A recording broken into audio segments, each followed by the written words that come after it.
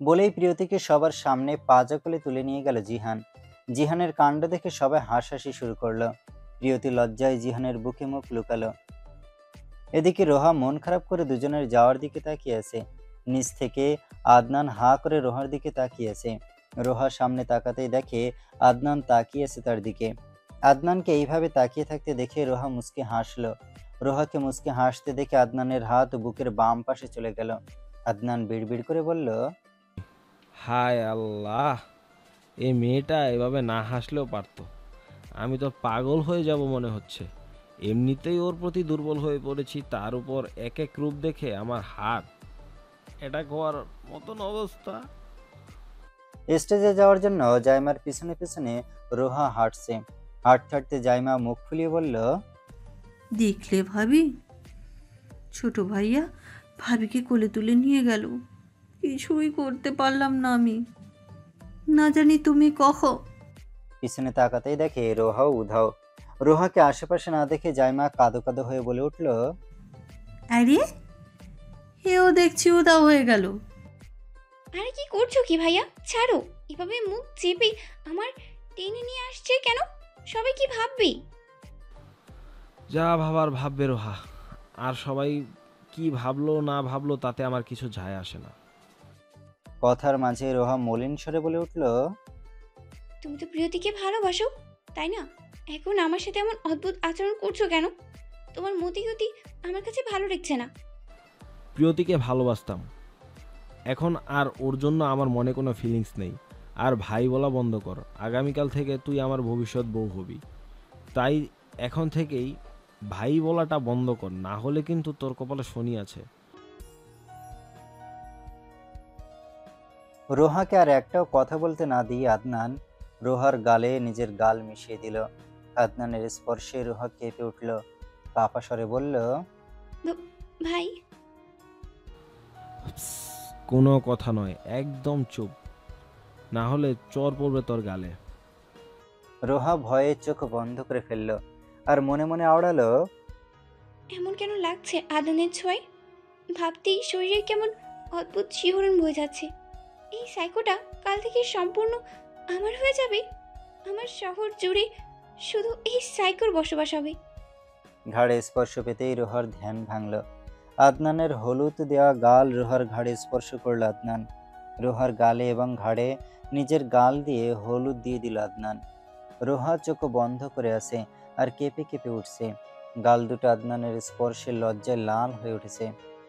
তারপর আচমকা এবার আদনান রোহা দূরে সরিয়ে দিয়ে গম্ভীর গলায় বলল, এইবার যেতে পারিস, আমার কাজ শেষ। আদনানের ব্যবহারে রোহা হতভম্ব হয়ে গেল।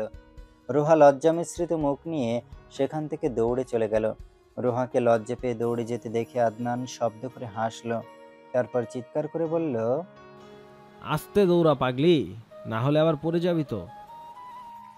রোহা লজ্জিত মুখ নিয়ে স্টেজে এসে বসলো। রোহাকে দেখে জাইমা দাঁত কপাটি বের করে বলল, বাহ ভাবি, তাহলে আসলে তা রোম্যান্স শেষ করে এসেছো তো, নাকি আরও রোম্যান্স করা বাকি আছে বলো তো? বাকি থাকলে রোম্যান্স শেষ করে আসো যাও। এদিকে তোমাদের দুজনকে খুঁজতে খুঁজতে আমাদের সবার অবস্থা খারাপের দিকে চলে গেল বলি। জাইমার কথায় রোহা বেশ লজ্জা পেল। রোহা মনে মনে আওড়ালো, হাই আল্লাহ, এইভাবে লজ্জা পেতে হলো আমাকে এই সাইকোটার জন্য। মাটি তুই ফাঁক হয়ে যা, আমি ঢুকে পড়ি, তাও যদি লজ্জা থেকে কিছুটা বাঁচা যায়। রোহা মাথা নিচু করে বসে আছে স্টেজে। রোহাকে লজ্জা পেতে দেখে সবাই মিটমিটিয়ে হাসছে। জাইমার কথায় প্রচুর লজ্জা পেয়েছে বেচারি। এখন সবার সামনে মুখ তুলে তাকাতে পারছে না, তাই মাথা নিচু করে বসে আছে। রোহাকে লজ্জা পেতে দেখে জাইমা হেসে বলে, আরে আমার কিউট ভাবি, আমি তো মজা করে বলছি, এভাবে লজ্জা পেতে হবে না, মুখ তুলে তাকাও তো, হলুদ দেবে সবাই। রোহা মুখ উপরে তুলল। একে একে সবাই হলুদ দিয়ে যাচ্ছে।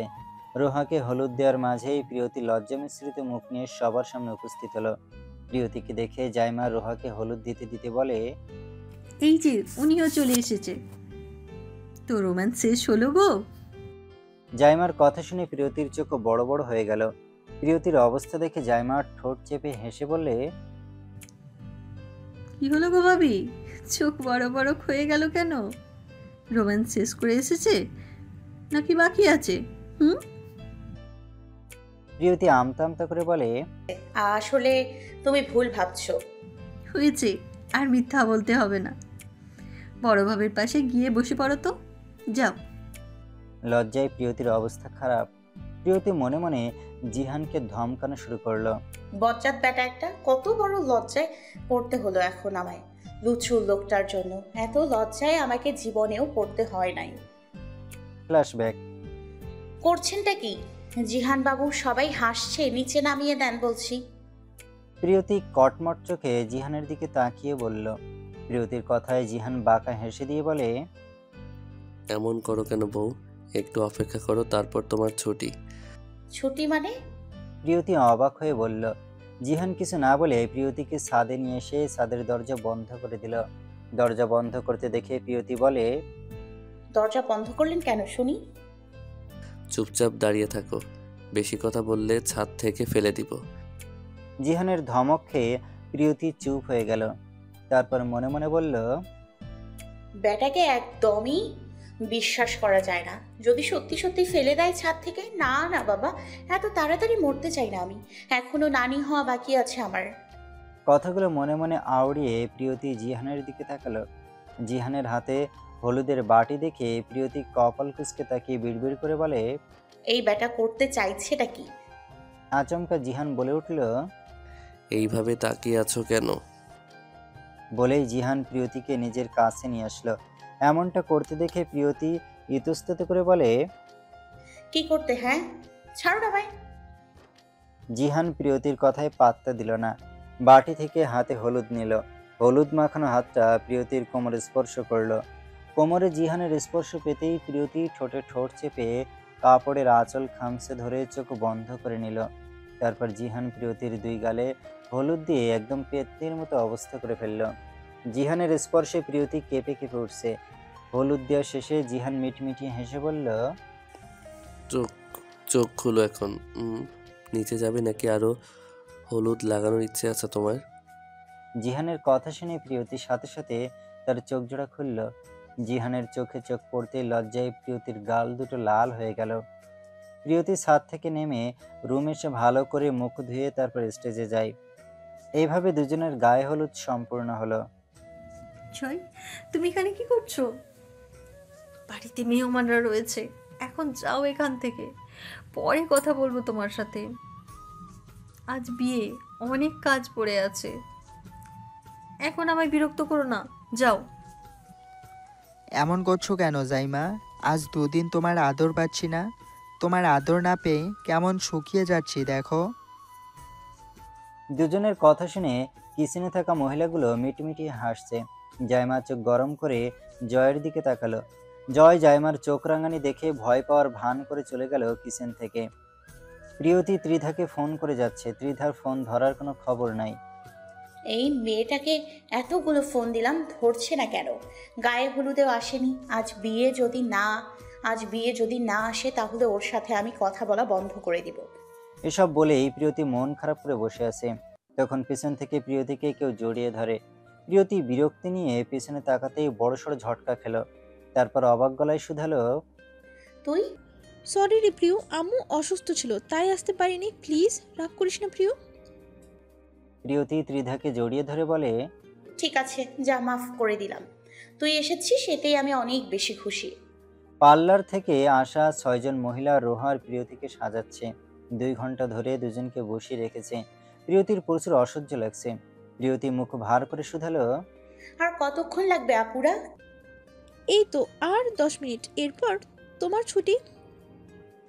মেয়েগুলো বলল। তাদের কথা শুনে প্রিয়তি বলে, কি আরো 10 মিনিট?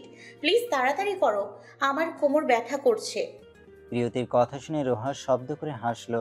শুধালো, প্রিয়তি, শুধু একদিনের জন্যই তো, এই দিনটি তো আর আসবে না। প্রিয়তি মুস্কি হাসলো রোহার কথায়। রোহা গোল্ডেন কালার লেহেঙ্গা পরেছে আর প্রিয়তি ব্ল্যাক কালার লেহেঙ্গা পরেছে। দুজনকে অসম্ভব সুন্দর লাগছে লেহেঙ্গাতে। দুজনের দিকে সবাই মুগ্ধ চোখে তাকিয়েছে। চোখ সরাতেই পারছে না কেউ। তাদের সাথে ম্যাচিং করে জিহান ব্ল্যাক কালার শেরওয়ানি আর আদনান গোল্ডেন কালার শেরওয়ানি পরেছে। তাদের দুজনকেও শেরওয়ানিতে বেশ লাগছে। রোহা আর প্রিয়তি তাদের জামাইদের দেখে বড়সড় ক্রাশ খেয়ে বসে আছে। দুজনেই আর চোখে তাকাচ্ছে জামাইদের দিকে। এভাবে কিছু সময় দেখাদেখির পর কাজী সাহেব বিয়ে পড়ানো শুরু করলো। আদনান আর রোহার বিয়ে সম্পূর্ণ হওয়ার পর জিহান আর প্রিয়তির বিয়ে পড়ানো শুরু করলো কাজী সাহেব। কাজী সাহেব প্রিয়তিকে কবুল বলতে বলে। প্রিয়তি কবুল বলতে যাবে তার আগেই কেউ প্রিয়তির গলায় কেউ ছুরি ধরে বসে। আচমকে এমন হওয়াতে সবাই ভয় পেয়ে যায়। জিহান বসা থেকে উঠে দাঁড়ায়, ভয় জড়ানো কণ্ঠে শুধায়, কি করছিস কি? মাহবিন, পাগল হয়ে গেলি নাকি তুই? প্রিয়তির গলা থেকে ছুরি সরিয়ে ফেল বলছি। না, আজকে আমি এই মেয়েকে মেরেই ফেলবো। এই মেয়ের জন্য তুমি আমার কাছ থেকে দূরে চলে গেছো। আমি তোমায় ভালোবাসি জিহান ভাইয়া। তুমি এই থার্ড ক্লাস মেয়েকে ছেড়ে আমার হাতটা ধরো প্লিজ। পাগলামি বন্ধ কর মাহবিন। প্রিয়তির কিছু হলে আমি তোকে খুন করে ফেলবো, বলে দিচ্ছি। জিহান পাগড়ি মাথা থেকে নামিয়ে শক্ত কণ্ঠে কথাটি বলে। মাহবিন কোনো কথা শুনছে না। এমতাবস্থায় পিছন থেকে আদনান মাহবিনের মাথায় রিভলভার তাক করে। মিসেস কুহেলি আর আরিফ খান ভয় পেয়ে যায় আদনানের কাজে। আদনান রাগী গলায় বলল, মাহবিন, প্রিয়তিকে ছেড়ে দে বলছি। যদি কথা না শুনিস তোকে গুলি করতে আমি একটাবারও ভাববো না। আর কাকা, তোমার মেয়েকে সামলে রেখো। সব কিছুর মূল হচ্ছ তুমি। আমাদের দুই ভাইয়ের সাথে ঝামেলা লাগিয়ে দিয়েছ। রোহা আর প্রিয়তিকে আমাকে দিয়ে কিডন্যাপ করিয়েছ। সবার মাঝে ভুল বোঝাবুঝি সৃষ্টি করেছ। সামান্য সম্পত্তির জন্য তুমি এতটা নিচে নামতে পারলে? প্রিয়তিকে আমি ভালোবাসতাম, এটা সত্যি। প্রিয়তিকে নিজের করার জন্য রোহার সাথে মিথ্যা বিয়ে নাটক করেছিলাম আমি। কিন্তু রোহার সাথে স্বামী স্ত্রী নাটক করতে করতে ওর প্রতি দুর্বল হয়ে পড়লাম আমি। রোহাকে ভালোবেসে ফেলেছি আমি। সব কিছুর মূলে তুমি। তোমার জন্যই আমি এসব পাপে লিপ্ত ছিলাম। আদনানের মুখ থেকে ভালোবাসি শব্দটা শুনে রোহা অবাক হলো। রোহারও একই অবস্থা। আদনানের সাথে মিথ্যে বিয়ের নাটক করতে করতে আদনানকে এসে ভালোবেসে ফেলেছে। এদিকে সবাই আদনানের কথা শুনে আরিফ খানকে বাজে কথা শোনানো শুরু করলো। কুহেলি খান আদনানের পায়ে ধরে বসে আছে মাহবিনকে ছেড়ে দিতে। বাবার কথায় আদনান মাহবিনকে ছেড়ে দেয়। আদনান তারপর রাজীব খান তার ছোট ভাইকে তার স্ত্রী আর মেয়ে সহ বাড়ি থেকে বের করে দেয়। অবশেষে প্রিয়তি আর জিহানের বিয়ে সম্পূর্ণ হলো। রাজীব খানের ভাবতেই কষ্ট হচ্ছে তার ভাই এমন কাজ করবে। বড় ছেলের কাজেও তিনি লজ্জিত। এভাবে তো বড় করেননি তিনি তার ছেলেকে। রাজীব খানের অবস্থা দেখে রায়শা বেগম স্বামীর হাত জড়িয়ে ধরে বিষণ্ণ গলায় বললেন, মন খারাপ করো না, যা হবার হয়ে গেছে। এখন আর কোনো ঝামেলা নেই। তুমি আদনানকে কিছু বলো না। এখন ওর সাথে রোহার বিয়ে হয়ে গেছে। এখন আর কোনো সমস্যাই নাই। তুমি ওকে মাফ করে দাও। ও ভুল করেছে, স্বীকারও করেছে। যখন ও নিজের ভুল বুঝতে পেরেছে, তাহলে ওকে আরেকটা সুযোগ দেওয়া উচিত তোমার। তাছাড়াও জিহানের কাছেও ক্ষমা চেয়েছে এসব কাজের জন্য। স্ত্রীর কথায় ফ্যাকাশে মুখে মাথা নাড়লেন রাজীব খান। উপরে মেনে নিলেও ছেলের কাজকর্ম মন থেকে মেনে নিতে পারছেন না তিনি। স্বামীকে অসুস্থ দেখে রায়শা বেগম ধরে ওনাকে বেডরুমে নিয়ে গেল। রাদিম আর ত্রিধা জিহানের রুমের সামনে দাঁড়িয়েছে। কিছুতেই জিহানকে রুমে প্রবেশ করতে দিচ্ছে না। 10,000 টাকা ছাড়া রুমে প্রবেশ করা নিষেধ চান্তু। আগে টাকা দাও, তারপর যাও। জিহানের বউয়ের জন্য অপেক্ষা করতে কষ্ট হচ্ছে, তাই বউকে দেখার জন্য বাধ্য হয়ে অতগুলো টাকা দিয়ে শেষমেশ রুমে প্রবেশ করলো সে। এদিকে জয় আর জাইমা আদনানের রুমের সামনে দাঁড়িয়ে আছে। 20,000 টাকা দিলে ভাবির কাছে যেতে দিব, না হলে তোমার জায়গা হবে করিডোরে ভাই। আদনান কোনো উপায় না পেয়ে শেষমেশ 20,000 টাকা দিয়ে রুমে প্রবেশ করলো। বেলি আর রজনীগন্ধা ফুল দিয়ে সজ্জিত খাটে বসে আছে প্রিয়তি। জিহান প্রিয়তির কাছে এসে ঘোমটা তুলে মুগ্ধ দৃষ্টিতে তাকালো প্রিয়তমার দিকে। এমনভাবে তাকালো যেন কত জনম দেখে নাই তার প্রিয়তমাকে। জিহানকে এইভাবে তাকিয়ে থাকতে দেখে প্রিয়তির লজ্জা পেয়ে আবার মাথায় ঘোমটা টেনে দিল। জিহান নিচের ঠোঁট কামড়ে ধরে আবারও প্রিয়তির ঘোমটা তুলে দিল। তারপর প্রিয়তিকে কোলে তুলে আয়নার সামনে দাঁড় করালো। আয়নার সামনে নিজেকে দেখে প্রিয়তি বিস্মিত হয়ে শুধালো, কি হলো বাপু, এখানে নিয়ে আসলেন কেন শুনি? জিহান কিছু না বলে প্রিয়তির শরীরে থাকা গহনাগুলো এক এক করে খুলে ফেলল। আর প্রিয়তি আয়নার দিকে তাকিয়ে জিহানের কর্মকাণ্ড দেখছে। গয়নাগাটি খোলা শেষ হলে জিহান আলমারি থেকে গ্রিন কালারের একটা গয়নার বাক্স নিয়ে প্রিয়তির সামনে রাখলো।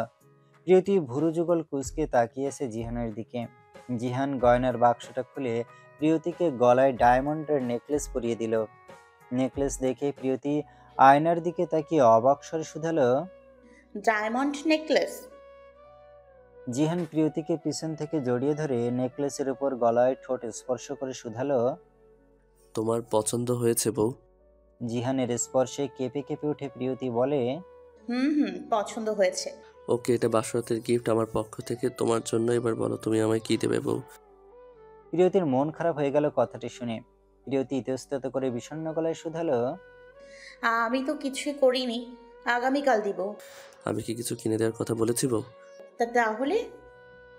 জিহান হেসে ঘোর লাগা স্বরে শুধালো, তোমার কাছে আমি একটা মেয়ে বাবু গিফট চাইছি বউ, আমার গিফট। তখন প্রিয়তির সেদিনের কথা মনে পড়ে গেল। প্রিয়তি 2 হাত দিয়ে লেহেঙ্গা খামচে ধরে মনে মনে আওড়ালো, তাহলে জিহান বাবু ওই দিন এই কথাটি বোঝাতে চেয়েছিলেন আমায়। লজ্জায় প্রিয়তি মাথা নিচু করে ফেলল। প্রিয়তিকে আর কিছু বলার সুযোগ না দিয়ে জিহান প্রিয়তির মাঝে ডুব দিল। রোহা চুপচাপ খাটের উপর মন খারাপ করে বসে আছে। সাথে আদনানের উপরও সে ভীষণ রেগে আছে। রুমটা আগের মতোই রয়েছে, কোনো সাজগোজ নেই। এসব দেখে রোহা দাঁত দিয়ে নখ কামড়ে কামড়ে বলতে লাগলো, এতটা আনরোম্যান্টিক মানুষ কেমনে হয় ভাই? রুমটা ফুল দিয়ে সাজালে তো হতো, মহাভারত অশুদ্ধ হয়ে যেত। তখনই আদনান রুমে প্রবেশ করে দেখে রোহা মন খারাপ করে বসে আছে। আদনান রুমে ঢুকেই শেরওয়ানির বোতাম খুলতে খুলতে শুধালো, কিরে মন খারাপ করে বসে আসিস কেন? কিছু না। রোহা অন্যদিকে তাকিয়ে দাঁতে দাঁত চেপে বলে, কেন মন খারাপ করে বসে আছিস বলবি না? না এমনি, বাবার জন্য মন খারাপ হচ্ছে। আদনান কিছু না বলে মুচকি হাসলো শুধু। আদনানকে হাসতে দেখে রোহা বিরক্তিকর গলায় বলে, হাসতে কেন? তোর কথা শুনে আজকাল দেখছি কথায় কথায় ভালো মিথ্যা বলতে শিখে গেছিস তুই। রোহা কিছু না বলে মাথা নিচু করে ফেলল। এরপর আচমকায় আদনান শুধালো, লেহেঙ্গাটা খুলে ফেলো তো রোহা। আদনানের কথা শুনে রোহা মাথা উপরে উঠে চোখ দুটো বড় বড় করে আদনানের দিকে তাকালো। রোহার অবস্থা দেখে আদনান কপাল কুঁচকে শুধালো, আমি কি তোকে গালি দিয়েছি নাকি? এভাবে তাকিয়ে আছিস কেন? রোহা কাচুমাচু হয়ে বলে, লেহেঙ্গা খুলে ফেলতে হবে মানে? হ্যাঁ খুলে ফেল। আদনান হেসে বলে, ছি, তোমার মনে এইসব? রোহার কথা শুনে আদনান রোহার কাছে এসে রোহার চোখে চোখ রেখে বাঁকা হেসে বলে, আমার মানে কি? আমতা করে বলল, কিছু না। তুই এত দূরে চলে আসলি, অবশ্য তুই রাজি থাকলে আমার কোনো সমস্যা নাই, কি বলিস? রোহা আদনানের কথায় হতভম্ব হয়ে বলে, তুমি কিন্তু। আমি কি? আদনান রোহাকে আর কিছু বলতে না দিয়ে রোহাকে শুয়ে দিয়ে দুহাত চেপে ধরে। রোহা ভয় পেয়ে বলে উঠল, আরে কি করছো? ছাড়ো, আমার ভয় লাগছে ভাইয়া। আদনান কোনো কথা না বলে রোহার গালে ঠোঁট স্পর্শ করলো। রোহা কেঁপে উঠল আদনানের স্পর্শে। আদনান রোহার দিকে নেশাক্ত চোখে তাকিয়েছে। রোহা চোখ বন্ধ করে আছে। আদনান হাসলো রোহার ভীতু মায়াবী মুখখানা দেখে। তারপর রোহার মাথায় অধর ছুঁয়ে আদনান নিজের বুকের উপর রোহার মাথা রাখলো। ধীরে ধীরে রোহার মাথায় হাত বুলিয়ে দিতে লাগলো সে। রোহা প্রথমে ভয় পেয়েছিল আদনানের আচরণে, পরে তার ভয়টা কমলো। ধীরে ধীরে সে তার হাতটা এগিয়ে দিল। আদনানকে এক হাত দিয়ে জড়িয়ে ধরলো। আদনানের বুকে মাথা রেখে শান্তি অনুভব করলো সে। ভালোবাসার মানুষটার বুকে মাথা রাখতে পারাটা ভাগ্য। রোহা সেই ভাগ্যবতী। রোহা আর আদনানের দুজন দুজনকে নিয়ে ভাবতে ভাবতে একসময় ঘুমিয়ে তলিয়ে যায়। 6 বছর পর। মাম্মা, তুবু ভাই আমার মেরে দে। একটু ওলটপালট কাজ করলে তোকে আদর করব আমি। তুমি জানো না তুবু ভাই টোটো বাবুদের আদর করতে হয়? আর তুমি শুধু আমায় মালো। তোমার সাথে আর কখনো খেলা করব না আমি। তাও আমার নামটাই এখনো ভালো করে বলতে পারিস না, আবার আদর খাওয়ার শখ যাচ্ছে তোর। ইচ্ছে করছে তোকে মাথায় তুলে আছাড় মারতে। দুজনের ঝগড়ার মাঝে পিছন থেকে কেউ বলে উঠল, কি হলো ধ্রুব? তুই আজকেও দিয়ার সাথে ঝগড়া করছিস? তোকে কতবার বলেছি ও বাচ্চা, ওর সাথে ঝগড়া করবি না। ধ্রুব আদনান আর রোহার ছেলে। ধ্রুবর 5 বছর, অনেক রাগী। দিয়া একটু ভুল করলে বকাঝকা শুরু করে দেয় সে। দিয়া জিহান আর প্রিয়তির মেয়ে। দিয়ার 2 বছর, ঠিকমতো কথা বলতে পারে না এখনো। দিয়া মায়ের মতো হয়েছে, একদম প্রিয়তির কার্বন কপি। আপু, তুমি ধ্রুবকে বকছো কেন? দিয়া নিশ্চয়ই কোনো ওলট পালট কাজ করেছে, তাই ধ্রুব বকেছে। তুমি ধ্রুব বাবাকে বকবে না। কথাগুলো বলে প্রিয়তি দিয়াকে কোলে নিয়ে বকাঝকা করতে করতে রুমে নিয়ে গেল। রুমে আসতেই প্রিয়তি অভিমানী গলায় বলে, মামুনি, তুমি পচা হয়ে গেছো। কেলো মাম্মা? তুমি কোনো কথা শুনছো না, শুধু দুষ্টুমি করো শুধু। মায়ের কথোপকথনের মাঝে জিহান ওয়াশরুম থেকে বের হয়ে দিয়াকে কোলে তুলে নিল। তারপর দিয়ার গালে চুমু দিয়ে বলল, আমার মামুনিকে পচা বলবে না।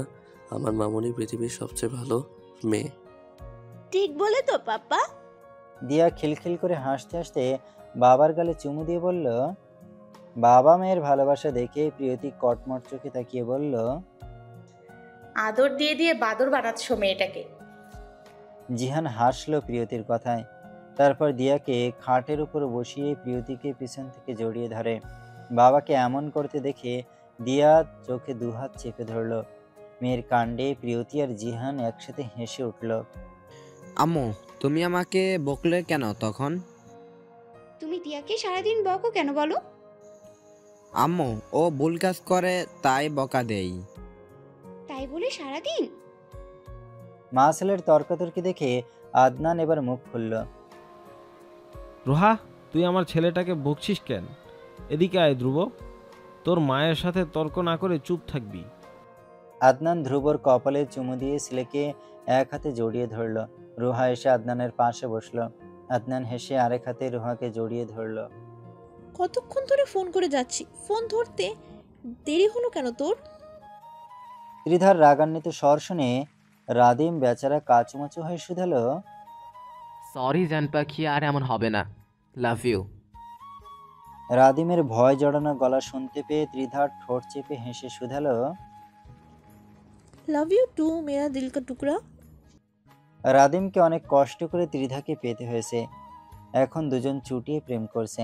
দুজনের পরিবারও তাদের সম্পর্ক মেনে নিয়েছে। সমাপ্ত।